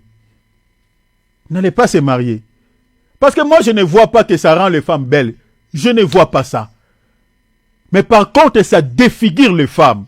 Donc, la personne que vous connaissez, donc si vous êtes dans la rue, vous pouvez se passer sans la connaître. Ça change complètement le visage d'une femme. Mais pourquoi mettre ça? Beaucoup de filles sont devenues comme des Jézabel. Donc, il y a de la séduction derrière tout ça. Et puis, ils ajoutent des paupières. Ils ajoutent tout ça. Ne vous conformez pas au siècle présent. Le Seigneur revient. Il faut que vous changez. Si les païens font ça, et toi aussi, enfant de Dieu, tu fais ça, où est maintenant la différence dont la Bible parle? Qui doit être entre les enfants de Dieu et les païens? C'est malheureux, c'est triste. Et pire encore, j'ai vu une femme d'un pasteur. Ah mon Dieu. Qui a porté une jupette. Je vous dis, cher enfant de Dieu, j'ai été stomaqué.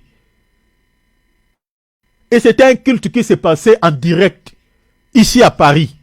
J'étais le nom de cette église. Je les ai écrits sur commentaire. J'ai dit, mais ça, la sœur là, vous ne voyez pas la tenue qu'elle a apportée. Mais bien aimé, qui montrait toutes ces parties? J'ai écrit. Ils ont supprimé mon message. Les gens étaient là, les gens trouvaient ça normal. C'est-à-dire, le monde est entré dans l'église. Chers enfants de Dieu, ce message est donné pour nous, pour que nous menions une vie de la crainte de notre Seigneur. Nous sommes en train de parler sur les temps de la fin pour que nous puissions se préparer. Le Seigneur revient. La grâce qui nous a été accordée, vous avez vu ici, Dieu a permis que l'Israël, une partie, soit tombée dans l'endurcissement. Pour que la grâce qui n'était pas la nôtre, que nous puissions la bénéficier, afin que nous soyons sauvés. Mais cette grâce ne restera pas toujours sur nous les nations, mais cette grâce va rentrer là où elle était venue, va retourner en Israël. C'est pour cela que je vous avais parlé ici des 2 temps du début et des 2 temps de la fin pour cette nation. C'est-à-dire, il y a un temps du début pour l'Israël où Dieu avait accordé la grâce à ce peuple. Et puis Dieu a retiré la grâce qu'il avait donnée à ce peuple. Il a donné cette grâce à un peuple qui n'avait rien, auquel nous sommes, c'est-à-dire nous l'Église. Mais il y aura aussi une nouvelle ère pour ce peuple, un autre temps du début pour ce peuple. Et ce temps débutera lorsque l'Église partira à l'enlèvement, la grâce qui est avec nous retournera là-bas.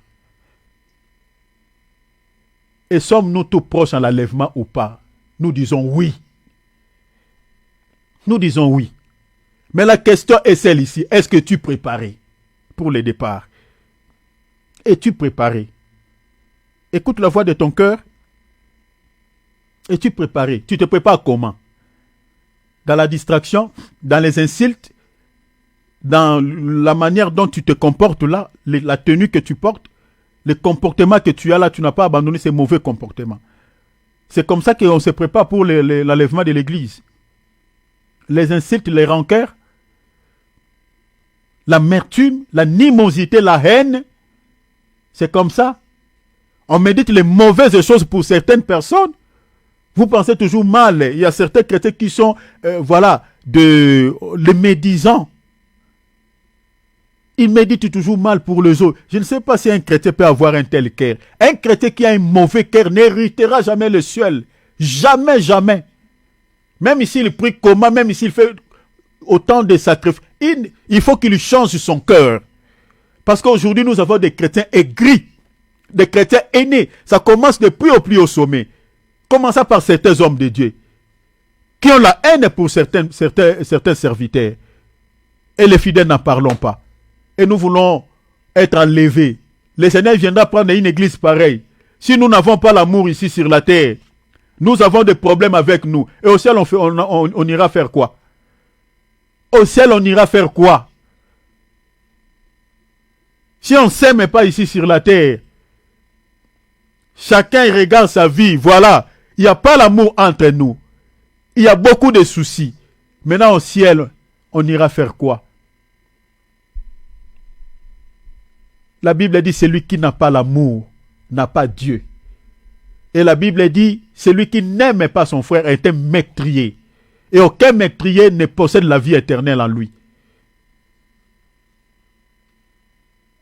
Nous devons changer nos conduites. Je m'arrête ici. Demain, on va continuer. Nous devons changer nos conduites. Changer notre manière de servir Dieu. Changer notre manière de suivre Dieu. Changer, nous ne sommes pas des religieux, nous sommes des chrétiens. Qui dit chrétien? Chrétien vient du mot Christophe, c'est-à-dire comme Christ. C'est-à-dire, il faut qu'on voie la vie de Jésus en toi. Or, Jésus aujourd'hui, c'est la parole. Que ta vie se conforme à la parole. C'est ça. Dès Corinthiens chapitre 3, la Bible dit, vous êtes des lettres écrites par le ministère des apôtres. Ton comportement peut être une prédication pour certains païens, sans que tu le prêches par la bouche. Mais ton caractère, ton comportement, les gens peuvent suivre le Seigneur. Mais aujourd'hui, dommage. Le comportement de certains chrétiens ne pousse même pas que certains païens puissent suivre notre Dieu. Changeons nos comportements. Changeons nos attitudes. Peut-être que tu aimes trop les prophéties, qu'on te donne des prophéties qui te caressent au sens du poil. Ces prophéties-là ne te sauvera jamais. Même ceux qui prophétisent, qui ont l'habitude de prophétiser sur les gens, s'ils n'ont pas la vie de sainteté, le Seigneur les chassera ce jour-là. Matthieu chapitre 6, verset 23. N'avons-nous pas prophétisé? N'avons-nous pas fait des miracles? Tu aimais prophétiser sur les gens, en train de distraire les gens avec des prophéties bon chic, bon genre. Mais le Seigneur leur dit, je ne vous ai jamais connu. Beaucoup de chrétiens qui pensaient être sauvés, dans l'au-delà, ils pleurent. Ils pleurent au nom de leur pasteur. Mais laissez-moi nous dire la vérité, pour que vos sangs ne me soient pas redemandés ce jour-là par le Seigneur. Vos sangs est sur vos propres têtes, chers enfants de Dieu. Menez une vie qui craint de la crainte de nom du Seigneur. Menez une vie qui honore le Seigneur. Ça, c'est très important. Et ce jour-là, vous ne serez jamais surpris. Le but de ce message, c'est ça. Que nous puissions nous mettre en ordre. Les soucis de ce siècle présent, la souffrance à laquelle tu es en train de traverser, ne te puisse pas te laisser traîner, vivre comme un païen. Non! Non! Le Seigneur nous a donné dans Luc chapitre 16, verset 19, nous a donné un exemple très très fort de Lazare, pauvre Lazare. Je ne dis pas qu'il faut un chrétien doit être pauvre pour qu'il hérite le ciel. Je ne dis pas ça. Je ne dis pas aussi non plus qu'un riche chrétien ne verra jamais le ciel à cause de... Je ne dis pas ça. Mais le Seigneur nous a donné du moins un exemple fort dans l'histoire des pauvres Lazare et l'homme riche. Lazare ne s'est pas laissé traîner dans la compromission malgré sa souffrance, malgré sa maladie, malgré son état. Mais celui-ci, il avait gardé la parole. Et il était mort un jour, la Bible dit, les gens sont venus récupérer son âme. Il était dans la gloire, il était dans la félicité. Mais celui qui avait une vie heureuse, une vie paisible, vous connaissez son sort final. C'était dans les lieux de tourment. Je vous parlerai un jour ici du lieu de tourment. Parce que tous les esprits qui sont en errance, ce n'est pas forcément des démons. Hein. C'est aussi les esprits des gens qui sont morts dans les péchés. Leurs esprits, c'est dans les tourments, dans l'errance. Je vous parlerai aussi de ces choses, de ces mystères. Quand vous entendez certaines personnes dire, quelqu'un qui est mort, on l'avait vu. Mais ce sont des réalités. C'est-à-dire l'âme de cette personne-là, s'il était mort dans les péchés, son esprit n'est pas accueilli par les anges, sont dans l'errance, dans les tourments. On vous parlera de ces choses. Que le Seigneur nous sauve. Nous allons prier. Alléluia. Alléluia. Non, non, non, jamais ne passera. La parole de Dieu jamais ne passera. Non, non, non, non. Ouvrons nos micros, nous allons prier. Ne passera. La parole de Dieu jamais ne passera. Oh, non, non, non, jamais ne passera. La parole de Dieu jamais ne passera. Non, non, non, non, non, jamais ne passera.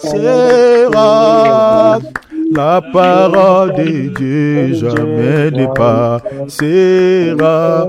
Oh, pourquoi s'attacher à ce qui passera?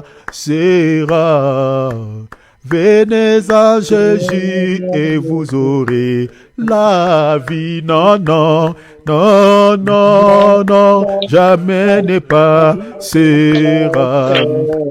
La parole de Dieu jamais ne passera. Pourquoi s'attacher à ce qui passera? Venez en Jésus et vous aurez la vie. Non, non, non, non, non, jamais. Papa, sauve-nous, Seigneur. Oh, la parole de Dieu, jamais n'est pas.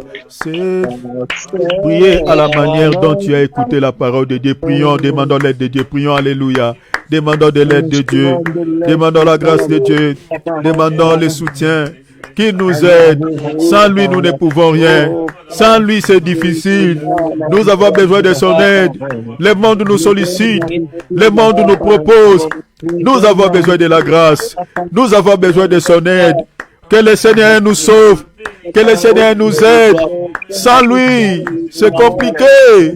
Qu'il déverse sa grâce. Qu'il donne la capacité de marcher dans la crainte de son nom. Alléluia. Alléluia. Sans toi, Seigneur. Sans toi, Seigneur. Sans toi, Seigneur. Nous sommes condamnés. Sans toi, Seigneur. Impossible d'être sauvé. Sans ton aide. Sans ton aide, c'est compliqué, Jésus. Sauve-nous. Sauve-nous. Sauve-nous. Sauve-nous. Notre Père. Notre Père. Notre Père. Ces messages nous concernent tous. Ces messages me parlent aussi moi-même. Ces messages nous concernent tous. Jésus, donne-nous la capacité de mener une vie qui te plaît. De mener une vie qui t'honore. Jésus, Jésus, tu nous as pas appelés à la condamnation, mais à l'acquisition du salut. Tu nous as pas appelés à la condamnation, mais à l'acquisition du salut. Sauve nos âmes. Sauve nos âmes. Sauve-nous de ce monde. Sauve-nous de la compromission. Sauve-nous de tout péché. Sauve-nous de toutes ces choses. Donne à chacun de nous les qualités d'un enfant de Dieu. Un cœur qui a de la haine du péché. Un cœur qui a de la haine du mal. Un cœur qui a de la haine du péché. Jésus donne la capacité. Mare Kabo Sota. Indere Masoto Bravo. Mabro Kotoria Shunekati.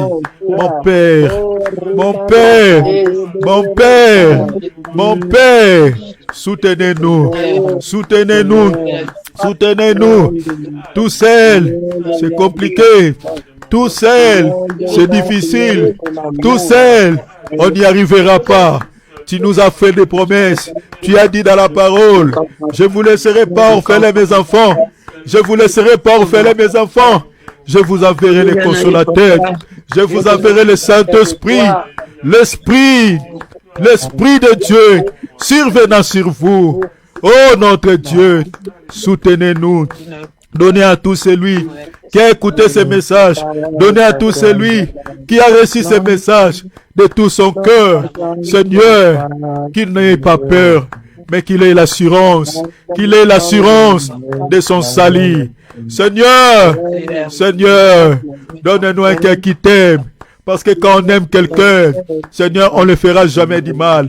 Quand on aime quelqu'un, on ne fera jamais quelque chose de mauvais.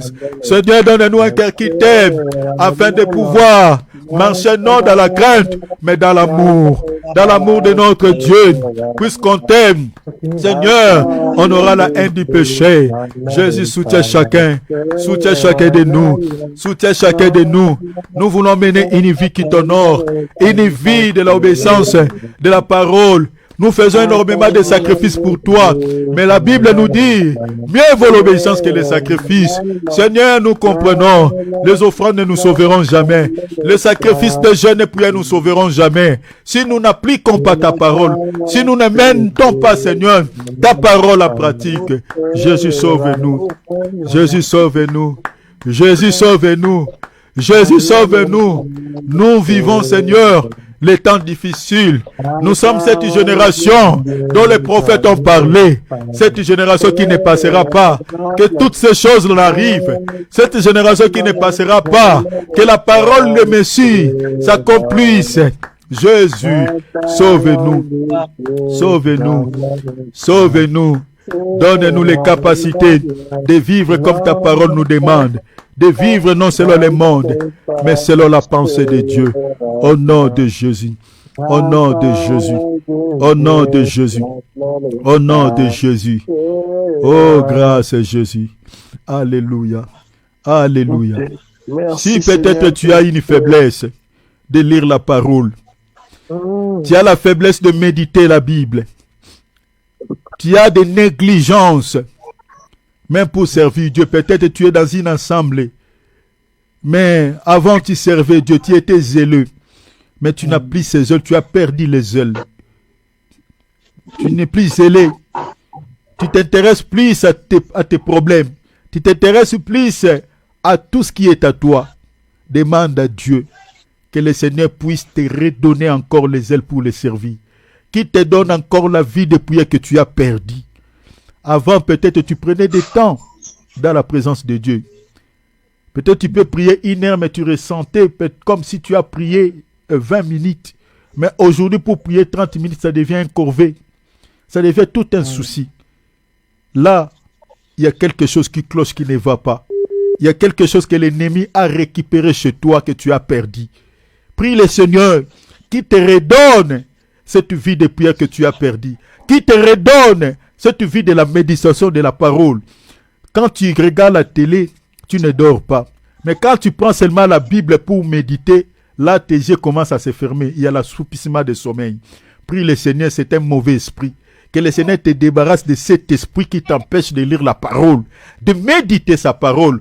Prie le Seigneur qui te donne un cœur qui a la haine du péché, qui a l'amour pour la parole, qui a l'amour pour la sanctification. Prions au nom de Jésus, prions au nom de Jésus, prions au nom de Jésus. Père, nous te demandons de l'aide. Nous te demandons de l'aide. Nous te demandons de l'aide. Seigneur, donne-moi la force de méditer. De méditer. De méditer. Il y a mes frères et sœurs qui ont perdu la vie de méditation, qui ont perdu la vie de prière, qui ont perdu, Jésus, la vie de la crainte de nom du Seigneur. Il y a parmi nous qui sont tombés dans l'assoupissement du sommeil. Père, je te prie de les réveiller de cet assoupissement du sommeil. Réveillez mes frères et sœurs qui, Seigneur, qui ont perdu la vie de prière, qui ont perdu la vie de méditation, qui ont perdu la vie de sainteté. Père, ce message, Seigneur, est donné afin que tu restaures nos âmes, que tu restaures nos vies de prière, que tu restaures nos vies de méditation, que tu restaures nos vies d'intimité avec le Père, que tu restaures, Seigneur, nos vies de servir Dieu. Seigneur, restaure, restaure, restaure. Au nom de Jésus. Au nom de Jésus. Au nom de Jésus. Père, tout esprit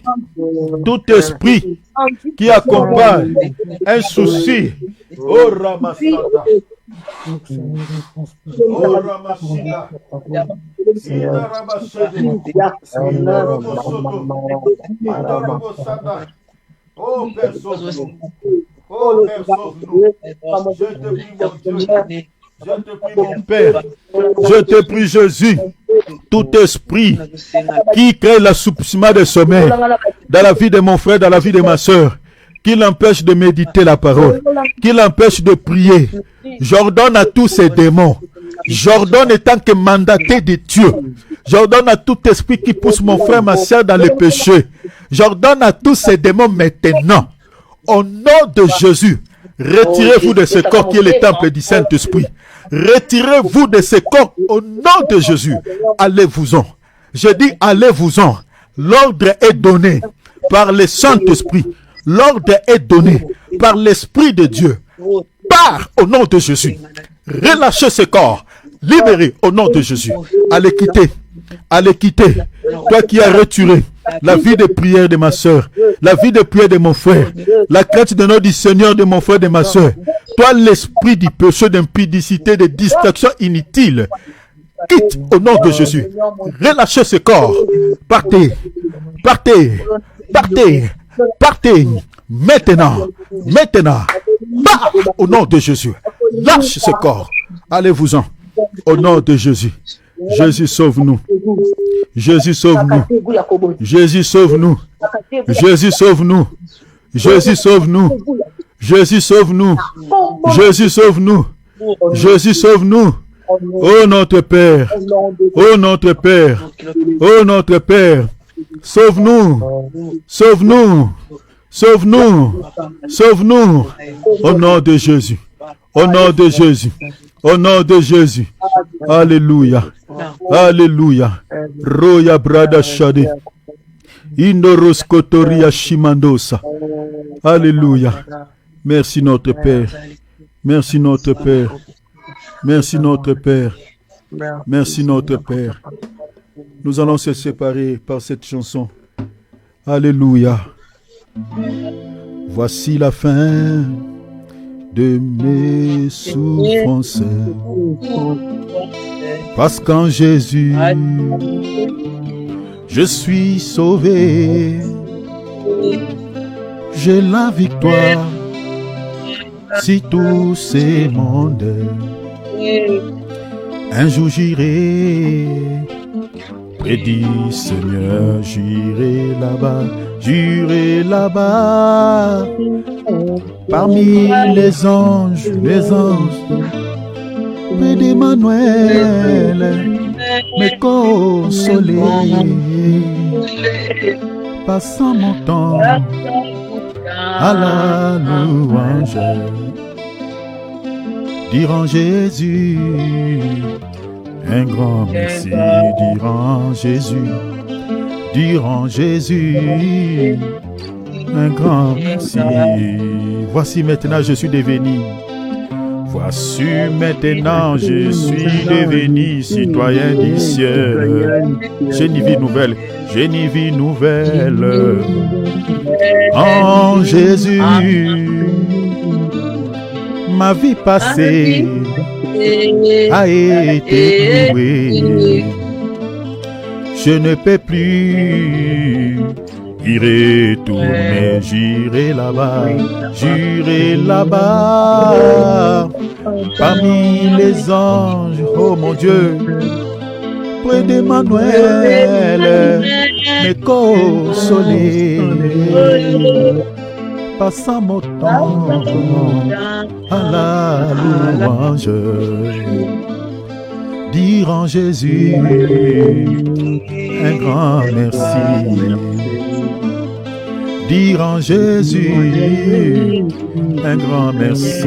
J'irai là-bas, parmi les anges, près d'Emmanuel, me consoler,